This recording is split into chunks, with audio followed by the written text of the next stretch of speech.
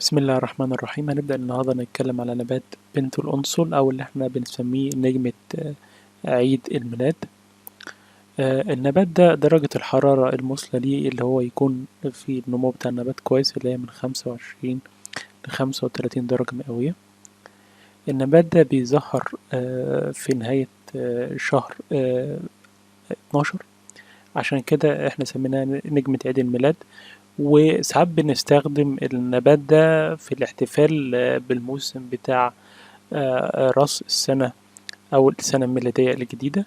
الاعتناء بالنبات ده اللي احنا لازم نعرضه لقدر كافي من ضوء النهار، التأكد من إعطاء النبات القدر الكافي من المياه وإبعاده عن أي إصابات بالجفاف. يعني لازم إن أنا أعتني بالري بتاعه وما أخليش النبات اللي هو يتعرض لجفاف عشان النبات ما يموتش مني.